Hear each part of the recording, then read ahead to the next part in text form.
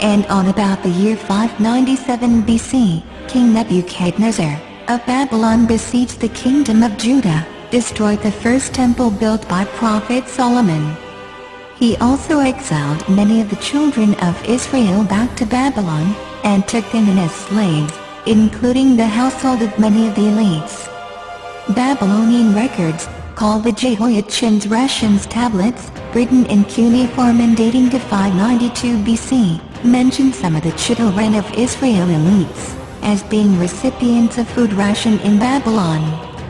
These years are called the Babylonian exile, or the Babylonian captivity. The Babylonian exile is distinguished from the earlier exile of citizens of the northern kingdom of Israel to Assyria around 722 BC.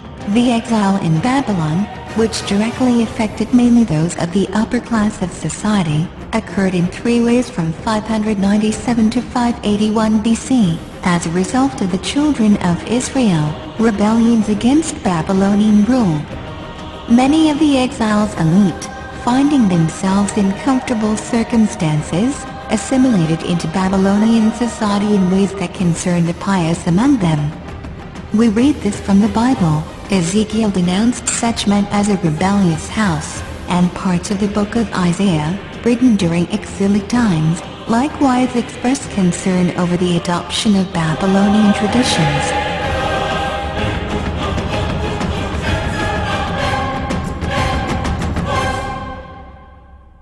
So what were these traditions that were learned by the children of Israel? يعلمون الناس السحر وما أنزل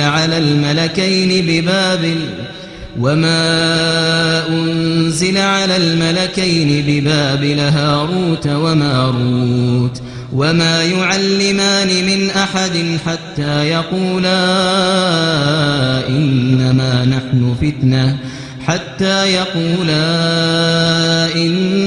نحن فتنة فلا تكفر. The two angels must have come down in human form to teach those who wanted to learn, after warning them, as stated in God's book. In another chapter in regards to angels taking on human form, we read, وَلَقَدْ جَاءَتْ رُسُلُنَا إِبْرَاهِيمَ بِالْبُشْرَى قَالُوا سَلَامًا قَالَ سَلَامٌ فَمَا لَبِثَ أَنْ جَاءَ بِعِجْلٍ حَنِيذٍ فَلَمَّا رَأَى أَيْدِيَهُمْ لَا تَصِلُ إِلَيْهِ نَكِرَهُمْ وَأَوْجَسَ مِنْهُمْ خِيفَةً قَالُوا لَا تَخَفْ إِنَّا أُرْسِلْنَا إِلَى قَوْمِ لُوطٍ. Black magic is performed when a human magician communicates with the jinn and demands something, and in return, the jinn demands something from the human magician, like disbelief in God, to drink blood, a sacrifice, or to be worshipped, etc. We read from God's book. وَأَنَّهُ كَانَ رِجَالٌ مِّنَ الْإِنسِ يَعُوذُونَ بِرِجَالٍ مِّنَ الْجِنِّ فَزَادُوهُمْ رَهَقًا. The jinn did not only teach some of the children of Israel the magical arts, once they had found out how to contact the jinn, by the two angels, although they were forewarned, it would equate to disbelief in God, and it was only a mere test of their faith. Many of them wrote down the instructions on how to perform black magic, and have tried to keep it a secret ever since.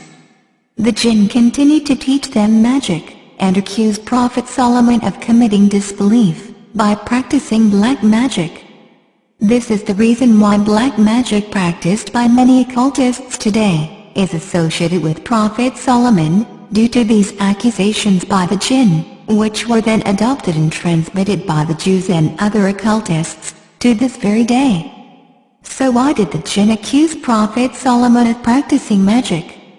Because Prophet Solomon had power over the jinn, he enslaved them as a punishment for their evil doings. We read from the book of God. وَلَقَدْ فَتَنَّا سُلَيْمَانَ وَأَلْقَيْنَا عَلَى كُرْسِيِّهِ جَسَدًا ثُمَّ أَنَابَ قَالَ رَبِّ اغْفِرْ لِي وَهَبْ لِي مُلْكًا لَا يَنبَغِي لِأَحَدٍ مِّن بَعْدِي إنك أنت الوهاب فسخرنا له الريح تجري بأمره رخاء حيث أصاب والشياطين كل بناء وغواص وآخرين مقرنين في الأصفاد هذا عطاؤنا فامنن أو أمسك بغير حساب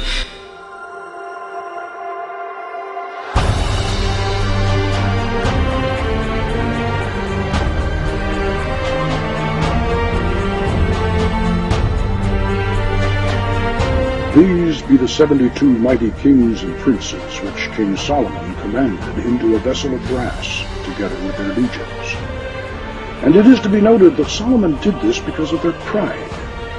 And when he had thus bound them up and sealed the vessel, he, by divine power, did hurl them into the depths of the lake in Babylon.